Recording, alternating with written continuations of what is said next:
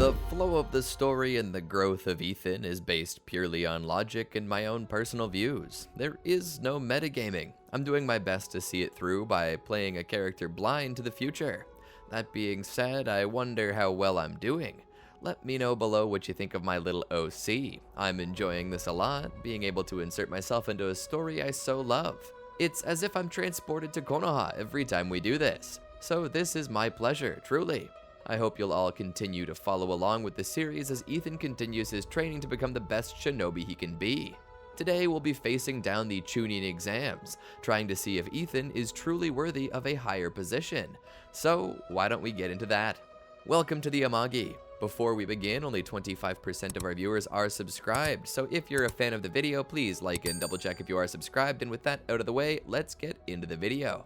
The little quartet of Shinobi made its way out of the Hokage's office after debriefing, having had our stories verified and Kakashi having given us leave to take the exams if we wanted. Of course, I was nervous. We were once again an odd squad.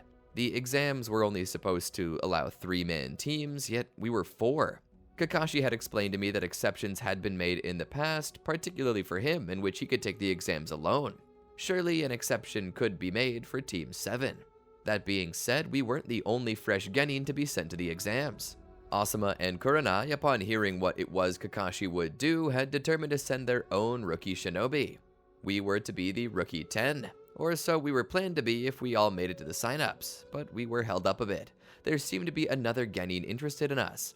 As we walked to the exit, a voice called out, attempting to get Sasuke's attention. The voice spoke of the legendary Sharingan and the last Uchiha. I knew he must have been talking about Sasuke. I had seen the Sharingan myself while we were in the Land of Waves. In fact, I'd seen it twice, once in Sasuke and once in Kakashi. This led me to question if Kakashi-sensei might be an Uchiha as well, if not distantly. Well, the boy had issued his challenge, and Sasuke, being ever prideful, feeling the need to prove himself, accepted. Expecting this to take a while, I found a place out of the way to sit down, my eyes carefully trained on the clock, knowing that we only had a certain amount of time to sign up. Naruto and Sakura sat down on either side of me as the two started to spar. At first, I hadn't noticed it, likely because I thought that maybe it was out of respect for the building they were fighting in, but eventually I couldn't help but ask, why is that boy with the bushy eyebrows not using ninjutsu? That's because he can't, Sakura said. I was confused. What do you mean? Sakura explained. Well, there's a lot of explanations I've heard. Some that he doesn't possess the ability to mold chakra due to a disease he developed as a baby. Others just say he doesn't have the skill to. The reason we don't know. All we know is that he can't mold it. He has it. In fact, he's got a lot of chakra from the rumors I've heard, but for some reason he can't use it properly. Noticing the Konoha crest upon his belt, I realized that he was an official shinobi. How did he pass the test to become a genin? Don't you have to be proficient in at least one low-tier ninjutsu to pass? Sakura nodded. Indeed, but it seems he might be an exception. I heard he had a Jonin mentor before he even became a genin, and that he recommended him to become a genin by personally training him. What he can do is still a mystery, but I think he mastered the use of a rare jutsu that doesn't require molding to use. If it doesn't require molding, then why is it rare? Doesn't that mean anyone can use it? Sakura shook her head. Because it has some other prerequisites that are even more taxing than molding chakra. Something apparently only he and a determined few others are capable of utilizing. I watched in awe as Sasuke and this Rock Lee fellow continued to fight. Lee would eventually utilize something strange. He seemed to call out the opening of certain gates. His speed and power seemed to increase as he surpassed Sasuke in skill again. Was this that technique? It looked as though he might beat Sasuke. However, before he could, another showed up. I looked over at the flamboyant man who seemed to begin to scold Lee. Who's that? I asked. That's his mentor, Might Guy, Sakura said. Guy struck Lee in the face, drawing an audible gasp from me as I covered my mouth. Mentors weren't allowed to strike genin for disciplinary reasons, right? Before I could continue the line of thought, the two began crying in each other's arms. Wait, what? What's going on here? Lee would immediately be sent out to do laps as penance for apparently breaking his word to his master that he wouldn't use his technique unless it was an emergency. So that was his technique, I said, overhearing their conversation. So it's a kind of power-up? Interesting. After a brief conversation with Might Guy, I reminded my group that we only had a little bit of time before they stopped accepting applications for the exams, so we all rushed off to apply. As we did, I couldn't help but notice that Sasuke was in a bad mood, or at least worse than usual. He had always been the prideful kind that needed to prove himself, so when he was almost soundly defeated, it probably took a toll on him. I didn't mention it though.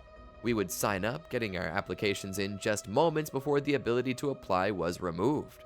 Wow, that was unnecessarily climactic, I said, seeing the sun touch the horizon. Tomorrow, the exams started, so we all decided to go home and rest to prepare. That being said, sleep was something that was hard to come by for me, so instead I just grabbed a nice snack and sat on my bed watching Dragon Ball Z for most of the night until I eventually fell asleep. The next morning, I woke up early. I was a bit tired, so I took a cold shower. I wasn't sure what to expect, but I assumed I would need to be fully ready to display all of my Shinobi abilities when asked, so I was sure to shower first, using the special scentless soap that was standard issue for Shinobi to ensure that I'd remain undetectable to the nose as much as the eyes. Getting on my Sunday best, I was sure to pack the things I thought I would need for this test, and proceeded to make my way to the academy where we were supposed to meet up for the first test. Upon arrival, I caught up with Sasuke and Sakura and proceeded to wait for Naruto, who was fashionably late as per usual. Entering in, I was immediately intimidated by the faces of all those around me. The one thing I knew by looking at them was that most of them were far older than I, and their faces were so mean. All I had ever seen were the joyful faces in my village, but when I saw the people here, they all, well, for lack of a better comparison, they all looked like Sasuke. Of course, Sasuke wasn't intimidated by this, I don't think, but Sakura was. I knew one person for sure wasn't intimidated, and that was Naruto. Naruto literally addressed the whole crowd and told him he was going to beat them all, much to my terror. I felt as though my heart would stop, as Naruto's ignorance seemed to be dragging me into the spotlight as well. I sorta slipped away a little bit where I came across a kid playing with what appeared to be trading cards. That was until I noticed my face on one of them. Wait, I have a training card? Isn't that only for famous Shinobi? The kid looked up. Huh? Oh no, these aren't trading cards, friend. These are information cards. I knelt down and looked at the one of me.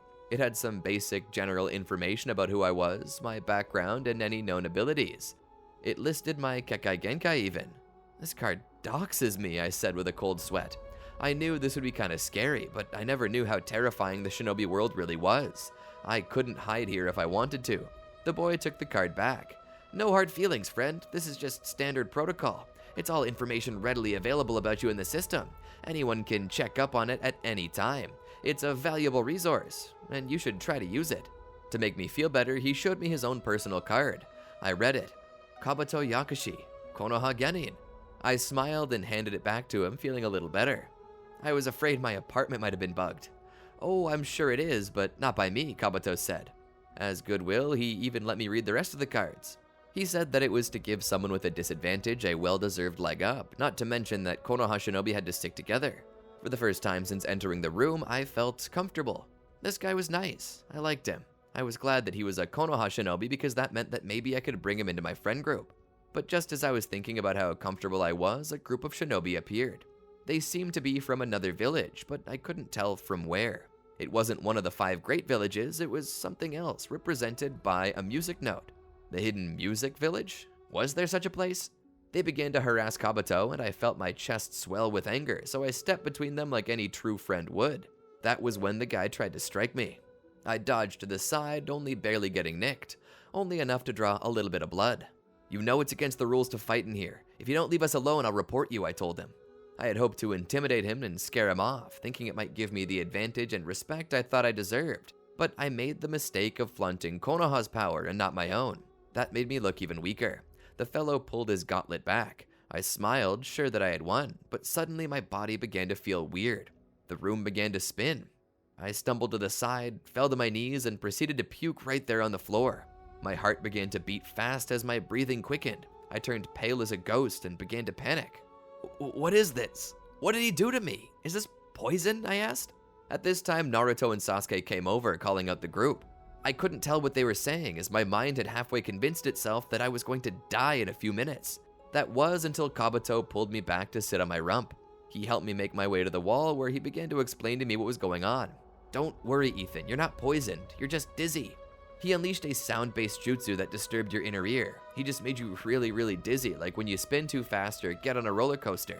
It's a basic jutsu. I nodded. I was already having a panic attack though, my eyes filling with tears, and I was giggling uncontrollably as every muscle in my body trembled. The group of sound ninjas stood over me. "Look at him. He's so weak. Go home, little boy. You're not fit to take this exam." He walked away. Sasuke watched them go with a scowl on his face. "Don't listen to them, Ethan. You were just caught off guard." I nodded. Kabuto looked at me as though he felt bad. He pulled out a handkerchief and handed it to me. I dabbed my eyes and blew my nose and smiled again. "Thanks. I think I'm okay now." I took a deep breath. It was a scare, but now I knew how it worked. I wouldn't get taken by surprise again if I ran into him. Naruto and Sakura helped me stand. I was no longer dizzy, but my nerves had sapped my strength, so Sasuke went and got me something to drink to restore my energy, knowing I'd need it. He came back with a Pocari Sweat and a granola bar. At about this time, we were called in for the first test of the exams. I entered and found a seat next to Naruto. As I sat there, my hands still shaking as I drank my drink, I proceeded to try and nibble on the granola bar. "You sure you're okay?" Naruto asked. I nodded. "Yeah, I always get like this after I puke." I took a deep breath and looked over the paper I'd been presented. There were a lot of hard questions on here. "How the heck am I supposed to answer any of these?" I asked. The proctor, a stern, muscular, and scarred man, belted out "Quiet" in my direction with about as much vigor as his body appeared to contain. I shrunk back in my seat and obliged. As the test began, I sat there trying to figure out the answers. There was a lot of math here, finding the proper angles of attack for maximized efficiency. I pulled out a second blank piece of paper just to visualize the formulas in my head. It was hard for me to pin this stuff down, and it was bugging me up. I was too focused on the test to realize that the test itself might have been a test. In the end, even if I had noticed, it still might not have mattered. I didn't really have the ability to properly cheat without being seen. I didn't have the ocular power, but as the time came to an end, I realized that I had hardly answered even half the questions. I wanted to die right then and there. My head hit the table as I looked over at Naruto. "I failed," I whispered. Naruto giggled and showed me his paper. He had answered all the questions, but all of them were wrong. "I failed too," he said with a suppressed laugh. I couldn't help but smile seeing this. It was then that we were informed that we would get a redemption question, a chance to prove that we had what it took. But the penalty of getting the question wrong was forfeiture of future possibility of taking the Chunin exam. I was appalled. "You can't do that though." "I can and I will," Ibiki Marino spoke. He continued to explain it to everyone. I looked at my paper, pale as a ghost. My trembling had returned to the point that I could hardly even drink my Pocari now. I looked at Naruto, who was smiling, full of pride. "Are you quitting?" I asked Naruto. He shook his head. "Nope," he declared as if he were some ambitious captain on the high seas. By comparison, I was but a swabby, cleaning the deck with my tail between my legs. "You're gonna take it?" Naruto nodded. "I plan to become a great shinobi. Regardless of whether I'm Chunin or not, I'm gonna be Hokage." He looked over. "What about you, Ethan? What are you gonna do?" The very question filled me with courage and determination. A sparkle in my eye, I smiled and declared my intention of taking it on. My dream had always been to help people and to be the best me I could be. I could continue to do that as a genin. It was all just words on paper. My true value was determined not by another human, but by myself. I prepared to answer the question when the timer began. The question was tough, almost nonsensical, illogical. I knew there was no chance I could get it right, but I did the best I could and chose the answer my heart told me to choose. So then I sat back and put it all in God's hands. He was the only one who could save me now. As I did so, Ibiki clicked the timer. "Time. Pencils down." We all sat there. He took our papers and looked them over real quick. "Congratulations. You all passed," he said. "Even me?" I shouted before covering my mouth in embarrassment. Ibiki smiled. "No, Ethan, you're the odd man out." "Of course you passed. I wouldn't say all of you if I wasn't including you." I jumped out of my seat in celebration. I wasn't the only one. Naruto and half the rest of the class did the same. Ibiki laughed a bit before shooing us out of the classroom for the second round. Filled with a brand new fire, I raced out of the room with Naruto and the others and did a backflip.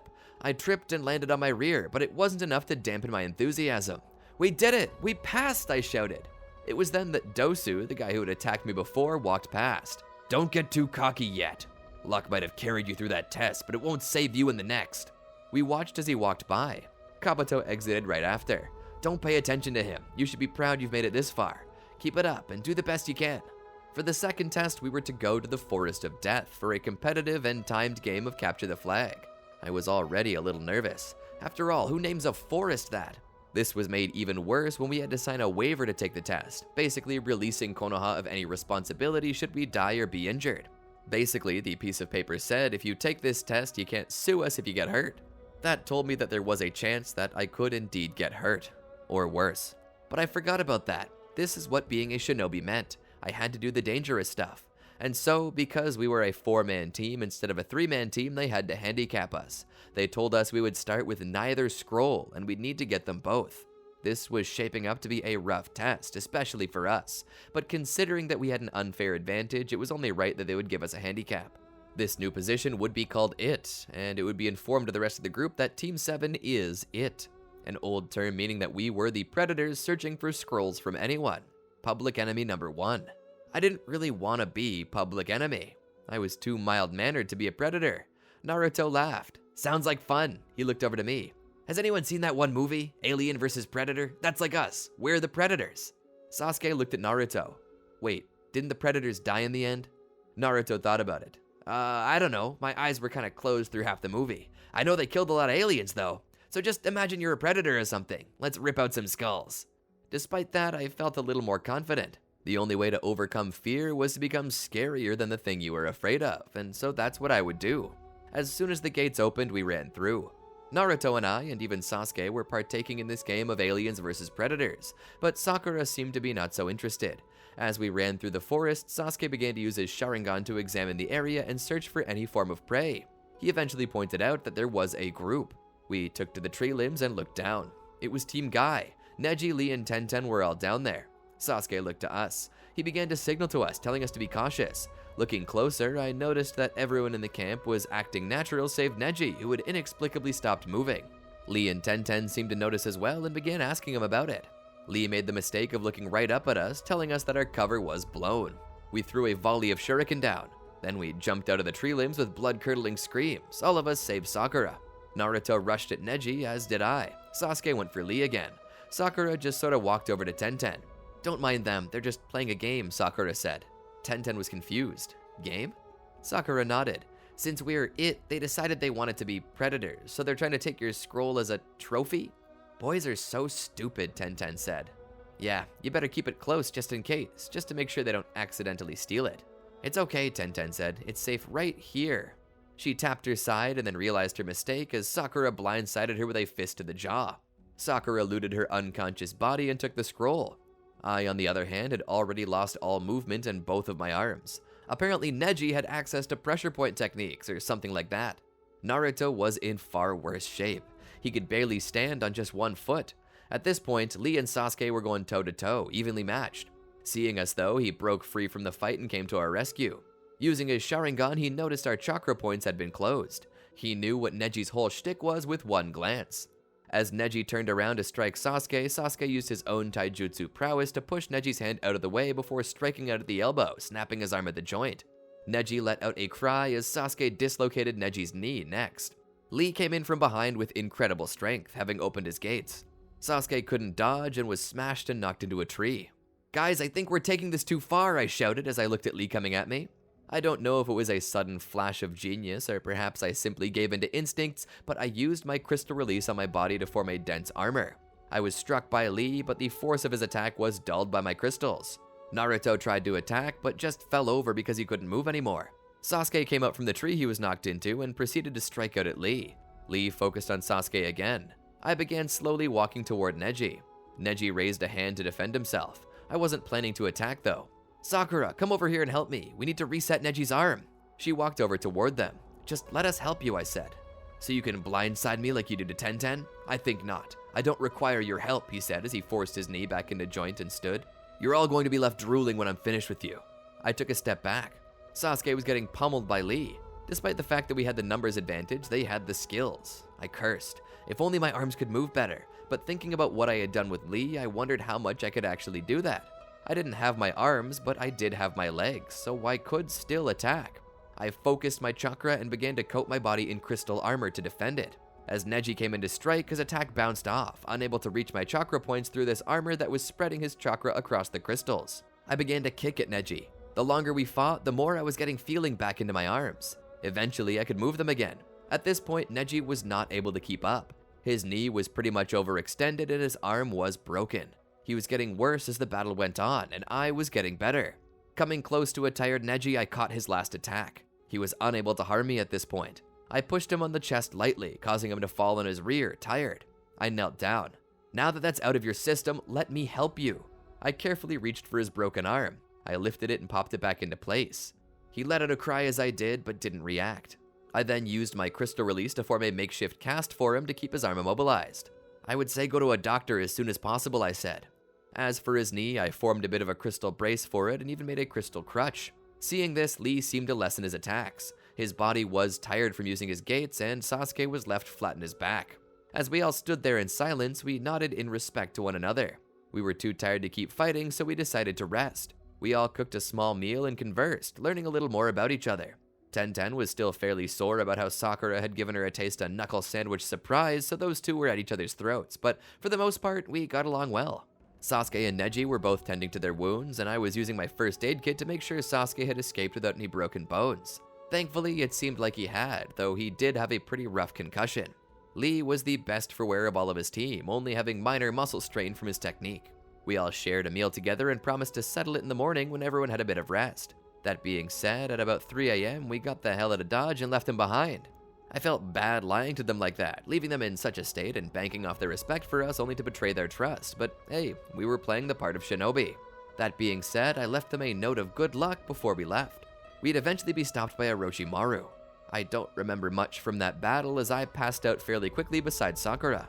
When I came to, Orochimaru was gone and Sasuke was unconscious. We retreated to a nearby notch in a tree where we would let Sasuke rest, but as he did so, we were soon attacked by Dosu and his teammates. They said that they had made us a promise and were here to make good on it. That promise, I knew, was to kill us, but they hadn't realized yet that I had a new technique that would help me protect myself. As Naruto rushed out there, I coated myself in crystal for some armor. I stepped out, saw them, and began to blitz them immediately. But Dosu had a plan that I couldn't expect. From a distance, he calibrated his gauntlets, setting the intonation and pitch. He then cranked the volume. The sound vibrated within my chest. I could feel it. I was already getting sick. Worst of all, my armor was cracking. I was confused how this could happen, but then I realized that it was the same principle as using resonance to shatter glass. He rushed over and struck me with his gauntlet, shattering my armor and causing me to pass out. From there, things were dark, and I wasn't so sure what was going on. All I recall was hearing the sounds of shouting and intense fighting. When I came to, they were all gone, and we had their Earth Scroll to match the Heaven one we stole. Sasuke was awake now, but something seemed different about him. Together, we would rush through the forest toward the tower. Once we made it, we'd be congratulated and given time to rest. I was then informed about what had happened with Sasuke in the forest and about his curse mark. Despite our best efforts to get Sasuke to put his health first, he refused and continued on anyway into the third round, the exhibition matches. He would manage to defeat his opponent through pure taijutsu, and Naruto beat Kiba and Akamaru. Sakura would stalemate with Ino. The only one left to fight was me. When I looked up to see who I was facing, I was astounded to read that it said Gaara. From what I had seen of him, he was quite ruthless, and I had heard he set a record in the Forest of Death that surpassed even clan killer Itachi's. I feared what might happen. As we entered the arena, I was pretty terrified. He seemed to be calm. I would start by probing his defenses, finding that it was quick. His sand rose up to catch any attack I threw, so I decided to test out a new technique. This one I learned from Haku, I said, looking to my teammates in the stands. I weaved hand signs. Crystal release, demonic mirroring jade crystals. Suddenly, I formed a bunch of crystal mirrors. I was in no way as fast as Haku was, but I did practice merging this with the clone jutsu and had learned how to make mirror clones, so in a way, the attack could be faster than Haku. As Haku moved between mirrors at the speed of light, I was already there. I could launch simultaneous attacks from all directions at once. I tried this, hoping to get past that defense, but instead, Gaara raised a dome of sand to protect himself. Coming out of my mirrors, I knew that I wouldn't be able to hit him like I was with this technique, so I donned crystal armor in hopes of being able to simply smash through. And that's what I did. Putting on intense crystalline armor, I rushed forward like an armored titan and smashed into the sandy barrier separating him from me. I knocked Gaara out of his sand defenses. He managed to stand. He then went on the attack, attempting to smash me with various forms of sand-based weapons. Seeing me as a walnut that needed to be cracked, he formed a hammer out of the sand and attempted to do just that. He hit me a few times, and I felt the internal structure of my armor breaking down as cracks formed across it. I dodged out of the way of the next attack as Gaara approached me. I waited for him to try and hit me with another blast of sand. He was trying to get sand into the cracks of my armor to shatter it from the inside, but instead I released a blast of fire-style jutsu. The heat of this turned Gaara's incoming sand into glass, which was a crystal. I would use my crystal release to shatter the glass and then fill my armor's cracks with it, closing off any weak points that Gaara could use to harm me. But instead of seeing intimidation on Gaara's face, I saw a smile.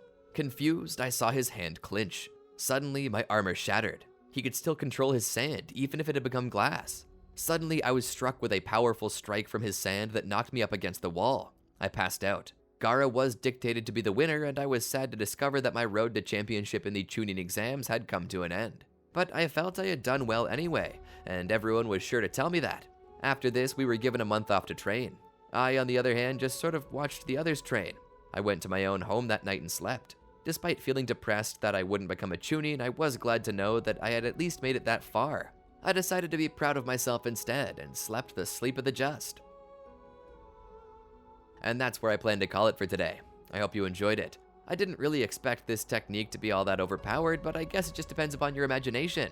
That being said, I didn't feel quite right about my character just hopscotching all the strongest warriors. Realistically, I thought I would just be able to beat a wounded Neji and a non-serious Gaara, but the moment Gaara got serious, that spelt doom for my Chunin ambitions. I'm just glad Gaara didn't attempt to murder me thereafter.